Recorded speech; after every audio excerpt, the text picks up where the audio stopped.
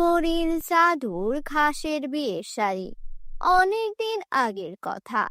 এক গ্রামে বিথি ও রোকায়া নামের দুই বান্ধবী বাস করত। বিথির বাবা ছিল সবচেয়ে ধনী। তাদের বাড়িতে সবকিছুই লাক্সারিয়াস ছিল। বিথি একদিন রোকেয়ার সঙ্গে কথা বলছিল। তখন রোকেয়া বলে, তোর বাবা তো আবারও বিদেশে গেছে, এবার তোর জন্য কি আনবে? এবার তো আমার বাবা বলেছে আমার জন্য সোনার একটা শাড়ি নিয়ে আসবে।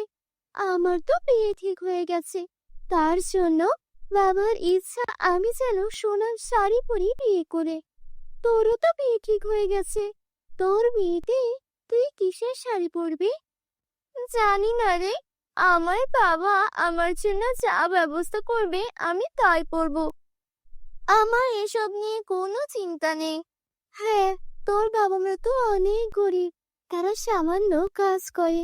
সেই কাজ করে তারা কিভাবে বা সংসার চালাবে? আর তোর বিয়েতে এত কিছু কিভাবে বা ম্যানেজ করবে? তুই কি চাস আমি আমার বাবাকে বলি তোর বিয়ের জন্য কিছু টাকা দিতে?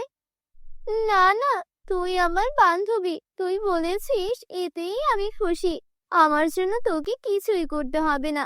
আমি চাই আমার বিয়েতে সব কিছুই আমার বাবা মা করুক। আচ্ছা ঠিক আছে, তুই তো কখনোই আমার কাছ থেকে কিছু চাসনি, আমি তোর একমাত্র বান্ধবী, তুই তারপরও কেন লজ্জা পাস বলতো? দেখ, তুই অনেক ধনী পরিবারের মেয়ে, তারপরও তুই আমার সঙ্গে বন্ধুত্ব করেছিস, এতেই আমি অনেক খুশি। এর বেশি আমার জন্য তুই আর কি করবি? আমার মতো একটা গরিব মেয়ের সঙ্গে এমন একটা ধনী পরিবারের মেয়ের বন্ধুত্ব আছে, এটাই তো অনেক। আরে রোকেয়া, তুই এভাবে কেন বলছিস? তোর মনে আছে আগেরবার যখন আমি নদীতে পড়ে গিয়েছিলাম, তুই তোর প্রাণের পরোয়া না করে আমাকে বাঁচিয়েছিলি? সেই থেকেই তো আমরা ভালো বন্ধু। তুই আমার প্রাণ বাঁচিয়েছিলি, তোর কাছে যে আমি চিরঋণী। আরে ওটা তো আমার দায়িত্ব ছিল, বন্ধু হয়ে বন্ধুর জন্য এতটুকু করব না? এটা কি হতে পারে? বন্ধুরা, তোমরা যারা যারা গল্পটি দেখছো, তোমাদের নাম কমেন্টে লিখে জানাও। আমরা নেক্সট গল্প তোমাদের নাম দিয়ে বানাবো। দেখতে দেখতে বিয়ের সময় চলে এলো। বিথির জন্য সোনার শাড়ি, সোনার গহনা, সোনার জুতা, সবকিছুই সোনার ছিল। এমনকি রিসেপশনের সবকিছু সোনা দিয়ে মোড়ানো ছিল। বিথি সবকিছু পরে ওকে একদম সোনার কোনো রাজকন্যা মনে হচ্ছিল। বিয়ের সবকিছু অনেক জাঁকজমকপূর্ণ ছিল। এই সব কিছু দেখে রোকেয়ার চোখে পানি চলে এলো। মিথির জীবনে কত আনন্দ! ও এত দামি দামি শাড়ি, দামি গহনা আর কত লাক্সারিয়াস লাইফ লিড করে। আর আমি জানিও না যে আমার বিয়েতে আমার বাবা মা আমার জন্য একটা শাড়ির ব্যবস্থা করতে পারবেন কিনা। আমি আমার বন্ধু বান্ধবদেরও আমার বিয়েতে দাওয়াত পর্যন্ত দিতে পারবো কিনা সেটাও জানি না। বিথির বিয়ের পর ও বিদায় নিল। এদিকে রোকেয়ার বিয়ের জন্য ওর বাবা মা ব্যবস্থা করছিল। রোকেয়া মা, এদিকে একটু আয় তো দেখি। হ্যাঁ মা, বলো। তোর জন্য তোর বাবা যে পাত্র দেখেছে, আর তোকে পছন্দ হয়েছে, আর আমাদেরও তাকে পছন্দ হয়েছে। ছেলেটা একটা কৃষক, এতে তোর আপত্তি নেই তো? তোর বান্ধবীর বিয়ে তো কত ধনী ব্যবসায়ীর সঙ্গে হয়েছে, কিন্তু আমরা তো গরিব, তোকে তো চাইলেও কোনো ধনী ছেলের সঙ্গে বিয়ে দিতে পারবো না রে। তাই এই কৃষক ছেলেটার সঙ্গেই তোর বিয়ের ব্যবস্থা করেছি মা। এটা নিয়ে তোর মনে কোনো কষ্ট নেই তো?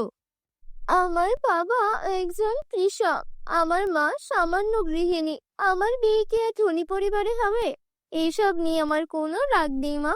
আমার ভবিষ্যৎ আমার ছেলে যা আছে তাই হবে। আমার বিয়ের জন্য আমি কি শাড়ি পরবো মা, সেটা কি ঠিক করেছো? হ্যাঁ, সেটা নিয়েই চিন্তা করছি রে। আমাদের কাছে তো একদমই টাকা পয়সা নেই, তাই ভাবছিলাম দেখি কোনো পুরনো কাপড় চোপড় যদি কারো কাছ থেকে পাই, সেখান থেকে একটা বিয়ের শাড়ি নিয়ে আসবো। মা, আমার বিয়ের দিন আমাকে পুরনো বিয়ের শাড়ি পরতে হবে? এর যে কষ্টের আর কি আছে? আমরা এত গরিব কেন মা? আমাদের এই কষ্ট কবে শেষ হবে? তোর যখন এতই খারাপ লাগে, তোর বান্ধবীর কাছ থেকে কিছু টাকা তো নিতে পারিস, সেটা দিয়েই না হয় তোকে শাড়ি কিনে দিলাম। মা, ও আমার বান্ধবী হতে পারে, কিন্তু আমারও একটা আত্মসম্মান আছে। নিজের বিয়ের শাড়িটাও যদি বান্ধবীর টাকা নিয়ে কিনতে হয়, তাহলে আমার লজ্জায় মরে যাওয়া উচিত। আমি গরিব হতে পারি, কিন্তু আমার আত্মসম্মান অনেক বেশি। তুমি এসব বুঝবে না। এসব বলে মন খারাপ করে কান্না করতে করতে রোকেয়া নদীর দিকে চলে যায়। হঠাৎ করে নদীর পাশে কিছু সুন্দর ঘাস দেখতে পেল। আরে, এই ঘাসগুলো তো অনেক মজবুত। এগুলো আগে কেন চোখে পড়েনি? সূর্যের আলোতে কেমন ঝিলমিল করছে। এগুলো দিয়ে যদি আমার বিয়ের জন্য একটি শাড়ি বানাই, তাহলে তো আমি আমার বিয়েতে এই শাড়িটাই পরতে পারি। সেটাই বরং করে। আর কৃষককে বিয়ে করছি, আমার এমন ঘাসের শাড়ি পরাটাকেই মানাবে। তারপর রোকেয়া সেখান থেকে ঘাসগুলো কাটতে শুরু করে। বেশ লম্বা লম্বা আর মজবুত ঘাস হওয়ায় সেগুলো দিয়ে রোকেয়া শাড়ি বানাতে শুরু করে। কি পাগলামি করছিস রোকেয়া? বিয়েতে কেউ ঘাসের শাড়ি পরে? পুরোনো শাড়ি পরার চেয়ে ঘাসের শাড়ি পরা অনেক ভালো। আমি তো আমার বিয়েতে ঘাসের শাড়ি পরবো। তোমাদের এসব নিয়ে চিন্তা করতে হবে না। আমার কাজ আমাকে করতে দাও। তারপর টানা 7 দিন সেই ঘাসগুলো দিয়ে রোকেয়া ওর জন্য একটা ঘাসের শাড়ি তৈরি করে। আরে বাহ, ঘাসের শাড়িগুলো তো অনেক সুন্দর লাগছে। এই শাড়িগুলো তো আমি বিক্রিও করতে পারবো বানিয়ে বানিয়ে। কত সুন্দর শাড়ি! আমি বরং এখানে কিছু তাজা ফুল লাগিয়ে দিই, তাহলে আরো সুন্দর লাগবে। রোকেয়া ঘাসের শাড়ির মধ্যে খুব সুন্দর সুন্দর ফুল লাগিয়ে দিল। সেটা একদম গর্জিয়াস ডিজাইনের শাড়ি লাগছিল।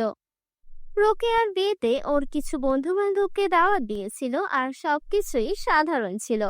না ওর কোনো সোনার গহনা ছিল, না কোনো ভারী কোনো সাজসজ্জা। রোকেয়া ঘাসের শাড়িটা পরে আয়নার সামনে গিয়ে দাঁড়ালো।